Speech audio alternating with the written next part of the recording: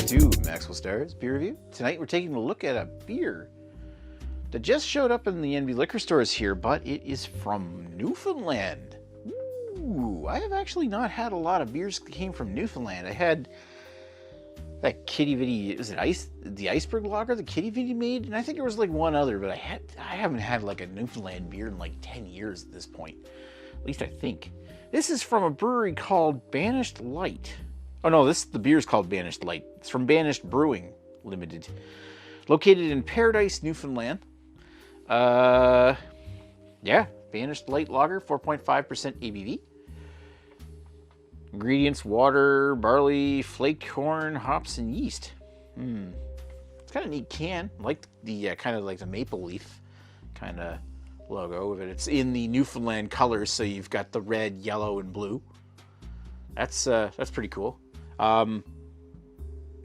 Actually, yeah, like you look at the label, it's got the can is basically the logo of the 2025 Canada Games, which are scheduled to take place in St. John's. So, yeah, that's pretty cool. I like that.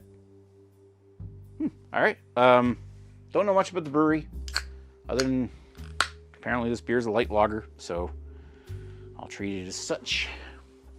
Pour that into my Samuel Adams glass. A little water at the bottom. Alrighty. Ooh, that is some pale. That is stupid pale. Holy. That's like big fizzy bubbles head. Really clear appearance. Like this is like macro beer level clearance of straw yellow. Almost, I'm not going to say pee. That part varies. I mean, pee really generally varies depending on how dehydrated. Like, after drinking last night, I'm not getting into this. Wow, look at that. You know what? I got to say the head has lasted longer. I still get a bit of finger of it. Has lasted longer than a lot of macro lagers out there. But, wow, that is some clear. I don't know. I guess it's the style, so whatever. Yeah, I'm just wowed at how yellow that is, or how pale that is. That's super pale. Alrighty, let's give it a whiff. I mean, what do you want me to say about it? Kind of smells... It's not strongly... It's like... almost like Corona Light. Maybe Moosehead Light. Moosehead Light, I think's got more pronounced like caramel copper coin. This one here, I can kind of smell slightly yeasty and slightly corny, like out of the aroma. I mean, it kind of really reminds me of like a Mexican cerveza. I don't know. I mean, it is a light lager. It's meant to be sessionable. Maybe it tastes pretty light too. Let's put it down the hatch. Cheers.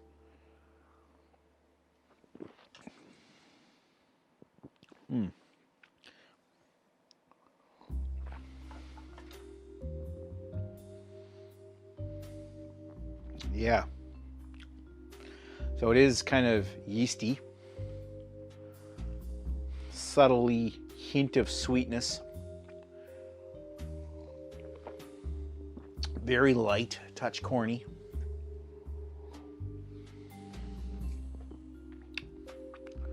Like a touch of like floral sweetness note, like you would. There's no rice in it, but it kind of has that floral sweetness. That little hint of like a not so much floral sweetness, but like a hint of little fruity sweetness.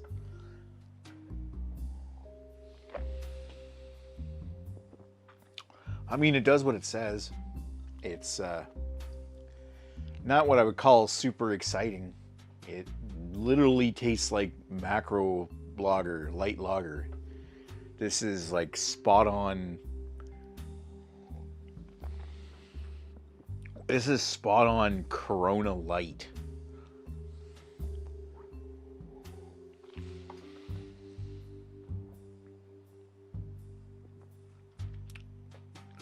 There's like a hint of like this subtly herbal note, like herbal, earthy kind of like hop note lingering at the back. Not much, buried under this kind of yeasty, like very, very, very faint caramel. I don't know, if you're looking for something that's super sessionable and goes down super easy. I mean, if you want a light beer, I don't know, this thing's spot on for a light beer. But if you were looking for something particularly exciting, especially when this thing is, I forget exactly how much I paid for this. I'm not going to look it up right now, but I don't think it was like super expensive compared to other craft beers. I think this was still like, I bought it before the tax break ended, so I think it was like $3.80 a can, so it's probably over $4 now. At $4, I feel like it's a little overpriced. I mean, I'm literally drinking a beer that's as exciting as a Moose Light.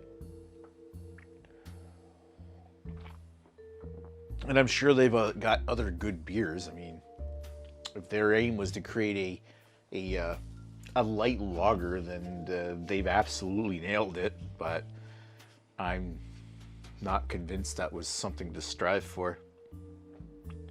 I don't know. It's okay, but I'm not crazy about it.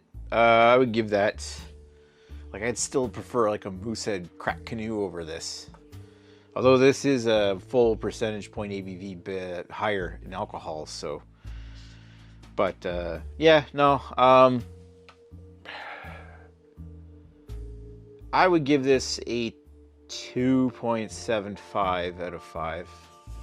That seems harsh, but there really isn't much to this. I was expecting maybe a bit more. I mean, for a light lager, it's not even that crisp or clean finishing. It really does remind me of a Corona. But you know what? That might be your jam. And if you are just looking for something light and easy to drink, you can crush a lot of cans of this. I mean, don't get me wrong, like when I'm giving a beer like a 2.75 out of 5 rating, I'm kind of rating it based on how exciting the beer is to me. And I don't find it particularly exciting. But I mean, it's not that it's particularly badly made. Like, one thing I'm not getting from this is like super buttery diacetyl notes. Obviously, these guys know how to craft a lager the right way. But, no, it's okay. All right, that's Maxwell Starr's Beer Reviews review of Banished Light from Banished Brewing Limited in Newfoundland. Oh, I'd like to try some of their other stuff, because imagine it's probably better than this. All right, talk to you folks later. Cheers.